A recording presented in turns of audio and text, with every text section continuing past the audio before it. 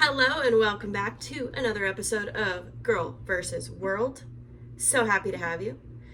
It's been, interesting weeks. I feel like I'm trying to find kind of a general direction for where I want this podcast to go. And more I'm leaning toward having guests on the show. So I'm really excited to start having that happen in the coming weeks. Maybe not right away, but I have started to kind of create a list of people I would love to have on the show, including some of my own family, friends, colleagues, people that I know, love, and trust, to come on the show and kind of share their story and share who they are. If you're sitting in your seat right now and you're thinking, I have something to say, I do have a form that you can fill out on the website, girlversusworld.com. You can go on there and under podcast, in the top blurb section of that part of my website, there is an application that you can fill out that basically just collects some basic information. Then I'll reach back out to you and we'll start a dialogue. If I find that it's a good fit for the podcast, I'd love to have you on and chit chat about what you're doing, about your story, and I think that's the next step in the evolution of Girl versus World. I started this whole project with the idea in mind of amplifying voices and telling stories and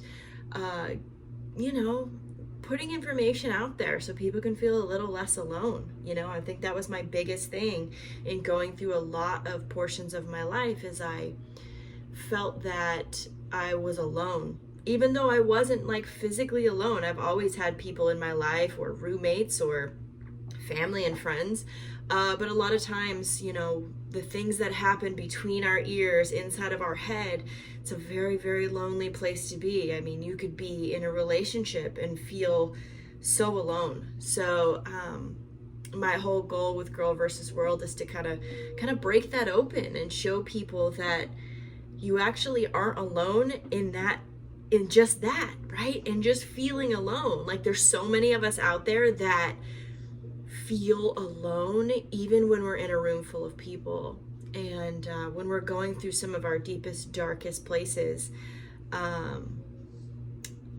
it sucks to feel alone. But I've been there. I've felt it. I know and talked to a lot of people who have experienced the same.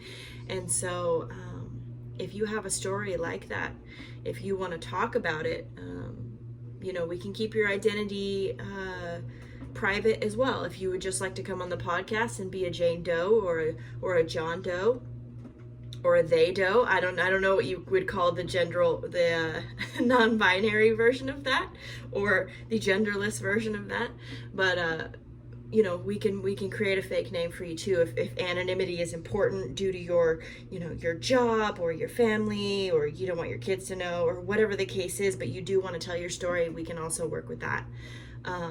But if you also really just want a platform to be able to speak, I am happy to use the Girl vs. World podcast to get your story out there.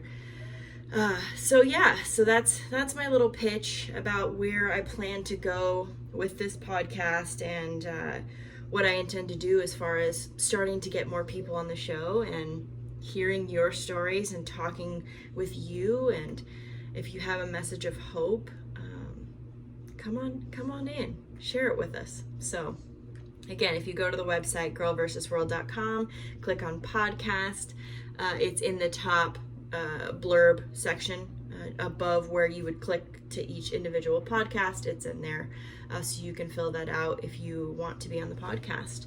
I will probably reach back out to you and request more information, but that'll get you started.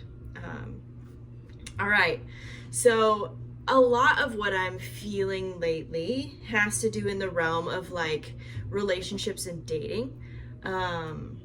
If you don't know my story, I was married young and got divorced by 25, and then I've been on this journey of trying to figure out who I am and what I want. And that's included, being in relationships. And I feel like I have tried a lot of different avenues. Part of my journey was kind of like moving out to LA and starting to use the dating apps. And this was 5 or 6 years ago now when I first moved to LA, and I hadn't used a dating app before. I really hadn't dated all that much. My husband, the man who I married, I met when I was in high school. So from, 15 to 25, I wasn't dating, I was in a long-term relationship. And then I jumped straight into another relationship with one of my coworkers. Like, I didn't go and date. Like, I met him and we were in a relationship for like 4 or 5 years. So when I moved to LA, that was my first journey into dating. And I started using the dating apps because that seemed like a fun idea. I won't get into all of the relationships I've been in, but I'm just gonna do like a broad strokes. I came out to LA and I was dating a lot, just kind of like going on a bunch of dates and seeing what I liked and what I didn't like, and having sex with people, like up to that point, I was like 29 years old and I had sex with two people up to 29. And so I didn't really I didn't know, like my marriage, the sex was fucking terrible. Like, I thought it was a curse placed on women. Like, I didn't understand why people were so like crazy about sex. And it was because of all the negative things that were being tied to the act itself at the time, right? Like, it was an abusive relationship. So a lot of what happened in the bedroom was also abuse and some really terrible stuff. So like, when I got into my next relationship, it was totally the opposite of that. Like, my partner was very caring and loving and affectionate and gave me compliments all the time. So up to this point, I had two extremes. So now I'm in LA trying to date and figure out, like, what am I doing? Throughout living in LA, I was introduced to some very interesting types of lifestyles, like, I didn't know, going into my 30s, like, I knew that I had an interest in women, but like, because of my religious upbringing and like feeling like I was mostly straight, like, I never really explored that avenue. So I was able to explore that, like dating women, dating men.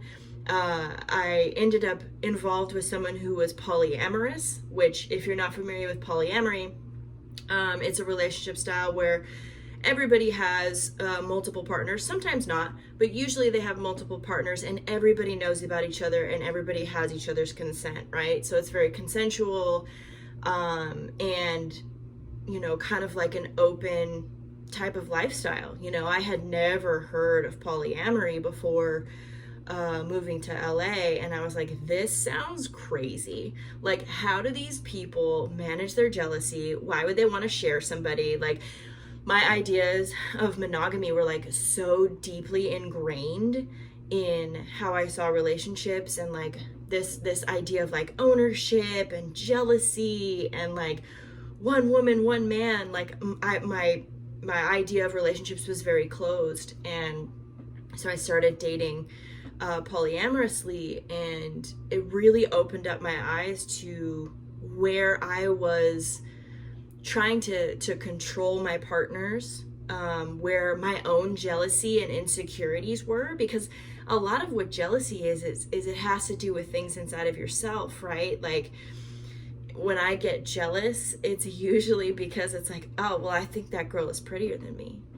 or I think that person's more successful than me.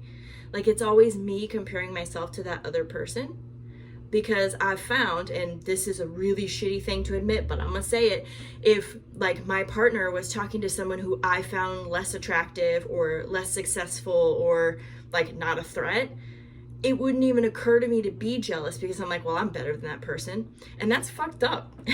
It's like that's kind of fucked up to think that way. But I think I'm not alone in this, and that like this happens, right? Like as soon as we see that other person, we're like, oh my God, they're attractive. Sometimes that activates our jealousy, right? So being in polyamorous relationships, I dated polyamorously for a number of years, probably a good 3 or 4 years. And what I learned from those relationships was really having to sit with my own insecurities and dig deep as to like, why? Like, why am I jealous? Why do I feel this way? Why do I have this sense of ownership over another person? Am I really monogamous? Is this what I want? Like, exploring all of those concepts while being in a relationship. And then there was this other side of me that was kind of like creating a safety net by having multiple partners, right? So then I was never alone. Like never. For 4 years, there wasn't a single time where I was single. Like I was always in one or multiple relationships or some type of entanglement with other people. And that went on for a couple of years, and that felt safe until it didn't, right? Like it became very clear to me that, you know, polyamory wasn't like created to just have this safety net. Like there was a lot of internal work that I needed to do on myself to feel comfortable and to be a good partner and to really, I mean, I'll admit it that like I used polyamory as a way to hide as well. Like I didn't have to give everything to one person. And so I got really good at being able to hide my alcoholism from multiple partners. And if they found out, then they were just gone and I just moved on to the next person, which is shitty, right? Like that's not what that relationship model is used for. But I also found a lot of safety in it too, where my partners were very open and honest, and I got to experience a level of honesty in a relationship that was incredible. And I think it made me a better person just by experiencing everything that I did, right? And so throughout all of this, like I use dating apps a lot. And I think that's become the norm. I could be wrong, but I hear people talking about dating apps incessantly, where it's like, you know, oh, I like this app, I like that app, I use Tinder, I use Bumble, I use, you know, OkCupid, I use Hinge, and there's all these different dating apps out there. And I'll tell you, I've used a lot of them. I've used all of them, the ones I've mentioned, right? Like I started with using Tinder, and then I realized that it was really just like the people I was meeting, a lot of them were just looking to like hook up and have sex. And sometimes, you know, like that's great. Like if that's what I was looking for at the time, then Tinder was the option. But if I was like looking for a relationship, then I was using other apps, right? But what I found in this app culture, and I think a lot of people are also complaining about this. You see memes about it and TikToks and everything talking specifically about this, which is the amount of flaky people or people that aren't real, like they're pretending to be somebody else or they're catfishing. And it makes it really hard to connect, right? Like there's this new thing called the talking phase. And a lot of times in the talking phase, you end up getting ghosted and you never meet that person. So you never know if that was ever going to be a connection or if that person was even real, or you just get left with this feeling of like, I really wasted my time. Like I talked to this person, because like the talking phase is pretty intense. Like you're asking all these questions, you're getting to know them, and then all of a sudden they're just poof, they're gone, right? And the sad thing is that you're almost grateful for getting to just the talking phase, because so often in dating apps, as a woman, like sometimes your inbox is atrocious. It is atrocious. Like I can't even begin to tell you the types of things I've been sent, the number of dick pics I've seen that were unsolicited, the amount of like, dead conversations where it's like, you reached out to me. It is your responsibility to keep the conversation going. But because we are in this dating app culture, the swiping culture, it's like the attention span of somebody, if you don't catch them right in the moment that they're still using the app and they swiped on you, you're probably never going to have a conversation with that person. And that's the truth, right? So it creates this sense of anxiety of like, if you match with somebody, oh, I better hop in there and start talking to them really quick. And then you get into the talking phase and then they ghost you anyway. And it becomes like this anxiety ridden, like horrible thing, because this happens. It's a numbers game. Like you match, you say hi, the other person says hi, they say what's up, and then maybe you don't hear from them again, and that's it. Or somebody gets straight to the point. Like, I appreciate those people that are like, hey, guess what? I'm polyamorous and I'm married and blah, blah, blah, blah, blah. And you're just like, no thanks. Or, yeah, that works for me, right? So you can like get down to the nitty gritty. And then you have the catfishers who are really just there to like get your money or take your time or laugh at you. Okay, so you have that to deal with. And then, maybe one out of like 50 people you've matched with, you actually end up having a conversation with, right? So you end up talking to them, you're like, hey, let's move out of the app and talk on, WhatsApp, or talk on text message if you feel comfortable, or FaceTime, like you start to move to that level, and then maybe you get a date, because there's so often that you move to that level and you never hear from them. The amount of times that like I've given my phone number out after having great conversation and feeling like this could go somewhere, and they never text. They just disappear. And in your head, the narrative you create is like, oh, they met somebody else. Like they just found somebody better than me. And what a shitty thing. But that's what our brains do. When we don't have information, we fill in the gaps ourselves. And oftentimes the things that we fill those gaps in with is negative information. Think about the last time that, maybe you were texting with somebody and they stopped responding for a long period of time. And you're just like, well, I wonder what happened.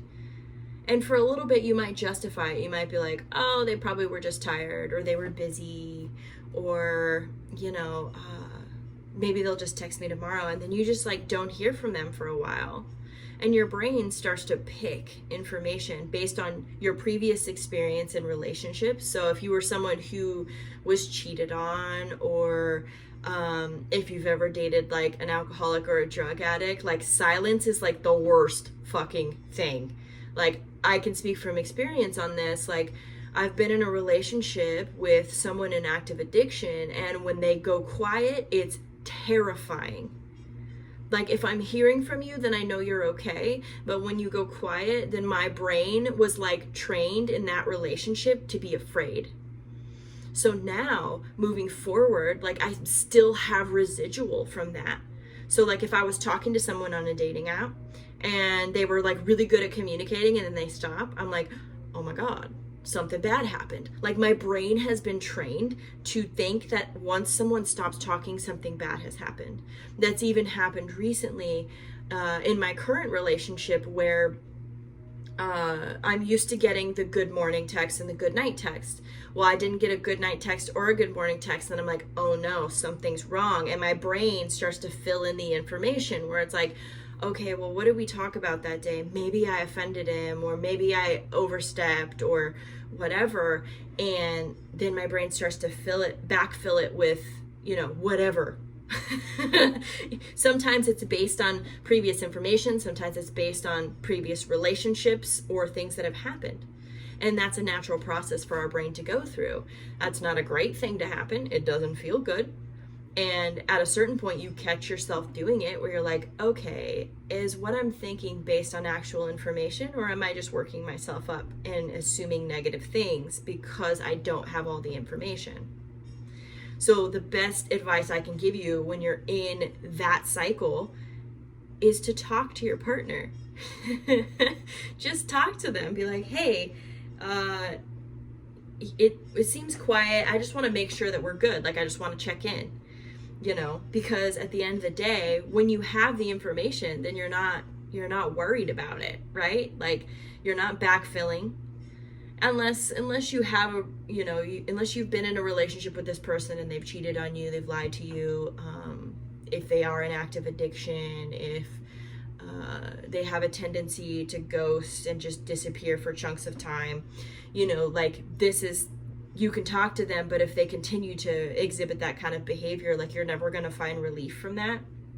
And you either have to decide for yourself if that's acceptable or if you have to walk away. Like, because I can tell you, as someone who has stayed in multiple relationships where how I was being treated wasn't acceptable to me, but I thought like it would change, and then it didn't, right? Isn't that always the thing where we're like, it's okay, it'll change, like, as we get used to each other, or as we get comfortable, or when they get that better job, or when it's less stressful, like, we give them a bunch of excuses as to why they aren't acting the way that we think they should act, that we get ourselves in trouble with that, right? Like, very rarely do good things come out of that kind of behavior. So talking to your partner and, saying, hey, I noticed that it seems like you're a little quiet. Like, can we talk about this?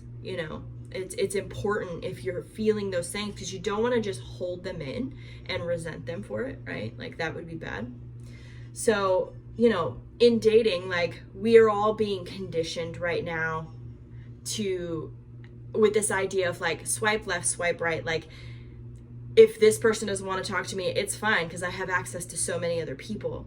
And I think with that mentality is we don't think that anybody is special anymore, and maybe they aren't even worth our time. Like, it's like, oh, whatever, there's this person's attractive, but like, there's probably 20 other attractive people within a few seconds of swiping, and who cares, right? Like, there's no scarcity in the people that we have access to. And this is different, like, our parents, their generation, they were limited to the people that were around them, right? The people they could be introduced to or meet on a daily basis. Like, that's pretty much it. That's who you have access to. So the swipe left, swipe right culture was not a thing for our parents, but it is a thing for us. And so we have to change the way that we look at dating and we look at people. And if we're truly looking for a relationship, like, we have to learn to navigate this new way of dating. The old rules don't really apply, because that's not the generation, that's not the style that we're in now. For someone like me, I work from home. My circle of people that I could meet is very small. Dating apps, ow, my cat is biting me right now, so I have to take care of this situation. There you go. Okay. Yeah, so for me, like, the amount of people I could meet is very small. So dating apps always, they make sense for me, because this is the way that I'm going to be able to meet more people. And I've said this myself, and I've heard other people say it, is like, I want to meet people organically. It's so hard to meet people organically, and I'm going to tell you why. Because we're just not used to doing it anymore. Like, it just doesn't happen. Now we're dependent on the apps. Whether it's a self-esteem thing, like, for me, I can't tell if somebody like really likes me. I just assume they're trying to be my friend, because I've always had a lot of male friends and I have brothers, and so it's worse with women. Like, I definitely can't tell if a woman is attracted to me, but like with men, I feel like all men talk to me the same, so it doesn't register to me. But with the dating app, at least I know that they're actually interested in dating me because they swiped on me, so it like removes that kind of barrier. But again, we're in this swipe left, swipe right kind of culture, and it's really difficult to navigate. So my best advice, if you are dating right now, like, I've met partners and I've had successful relationships based from dating apps.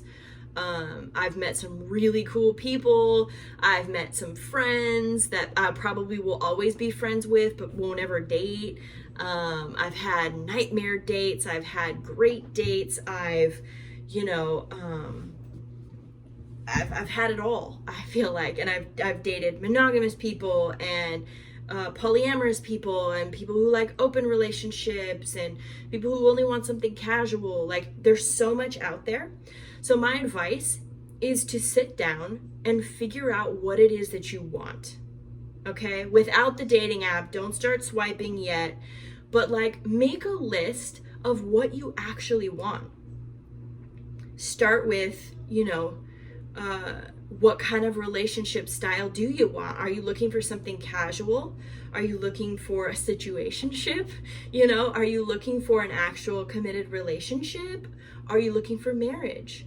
Like, sit down and think about like that. Like, what kind of relationship am I looking for right now? And then you can start, adding other things into that, like, gender, if that's important to you. Like, am I trying to date a man or a woman or non-binary or trans? Like, what am I looking for? Because, there are dating apps that are very specific to sexuality, to gender, to fetishes even. So like, if you're kinky and you need to find a partner that has the same, has the same sexual fantasies and fetishes as you, like, there are apps for that, right? If you're religious, that's another thing. Like, if you're religious and you want to find somebody who fits your religion, like, there's dating apps for that. So, sit down, write out what you want. What are the things that are important to you? Like, what are you looking for? Someone who, has a career. Maybe they've graduated high school, college. Have they gotten a master's degree? Like, are you looking for someone that's really highly educated? Someone that has a career? Are you looking for someone older, younger? And then after you have that, I want you to start with the positives. I want you to start there. And then I want you to make a list of non-negotiables and red flags. If you don't know what these are, I highly recommend that you start researching and reading articles about what other people call red flags. Like, what are red flags in a relationship? Particularly, I would recommend reading articles that are psychology based. But if you want to read like BuzzFeed's red flags articles, like, start wherever makes sense for you. But have that list. Have the things that are absolutely a no-go for you, because when you start having conversations with someone that you're interested in and you're really attracted to them and things are going well and you've been swiping on the apps for months with like no success, you're going to start ignoring things. But I want you to have these two lists and to continue to look back on them and go, okay, so 3 months ago when I had a level head and I sat down and made this list, this was a red flag and this person is waving this flag and I need to pay attention to it. Because oftentimes we choose discomfort over, like a red flag over the discomfort of being single. Because in today's world, a lot of us feel like being single is a bad thing, and it's absolutely not. Like, being single is the best thing you can do for yourself if you haven't found the person that you're looking for. Because there's nothing worse than being in a relationship and trying to make it work when someone is violating your boundaries, making you crazy, and not giving you the love that you deserve. Like, you don't have to put up with that in today's world. So better to be single and figuring out what you do want and being able to say no and say your boundaries and stick to those. That's important. I idolize single people who have figured that out for themselves because they consciously make the choice to be single as opposed to being in a relationship that doesn't serve them, right? That doesn't nurture them and make them, a better version of themselves. Because I've been in plenty of relationships where someone has drug me down over and over and over. And maybe it's not even their fault. Like, they're good people. They just, we just don't mesh well together. Like, we activate each other in the wrong ways. And that happens, right? And a lot of times you go into relationships not knowing that, because you have to get to know somebody. And once their walls come down and you start to learn more about them and how their brain works and how they make decisions and how they deal with an argument, do they apologize? Like, all of that stuff comes with, getting to know somebody for a longer term. But your two lists, the things that you want and your non-negotiables and red flags, are going to serve you the best in this atmosphere. Because you're gonna start, like, your brain gets so drunk on the idea of being with the person that you're attracted to that you often forego these lists. If they're just in your head, you're like, I never thought that. I don't remember thinking that. This is fine. But if you physically write it down and have it as a reminder for yourself, you can go back to it and go, oh, this was a non-negotiable. Little harder to justify it away. You might still justify it away and be like, that's fine, I'm a different person. But it's a little harder to do that when you've taken the time to sit down and make these lists. So if you are single and you are in this place of swiping left and swiping right, which you might be right now, I encourage you to make the two lists. So list number one is the things that you want. Like, truly, what do you want in a partner? What do you want in the relationship? What does that look like to you? And then number two is the non-negotiables, things you will not tolerate, and things that are red flags based on your previous experience or what you've researched, right? If you haven't had very many relationships, then research is okay. It's okay to look and learn from other people's mistakes. It's okay to ask your friends questions like, why didn't that relationship work? You'll be surprised. People will tell you exactly why things didn't work. It's like, well, he had a really bad temper. And like, every time I came to him with like a problem, he yelled at me, right? Like, that's a red flag. That's somebody who you can't really have a conversation with. And if you have any sort of trauma around yelling, like, this is not a healthy relationship for you, right? So a third thing, if you have had a lot of relationships, is to look back at each relationship and figure out what was good about that relationship and what was bad. But I want you to look at both, not just the bad, because just because a relationship ends doesn't mean it was a bad or a failed relationship.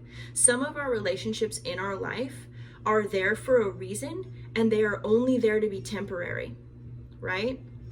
That goes with friendships as well. That goes with jobs we've had and experiences, is that we needed to have those experiences, and that is a success. Like, we learn stuff from our relationships with people. We learn from other people.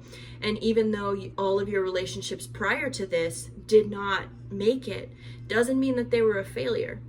Okay? So try to remember that when you look back on your relationships and think of the reasons why it did work and why it didn't work. And then take ownership of the parts of that are yours. Like, it worked because I did this. And it didn't work because I did this, or I didn't do this, right?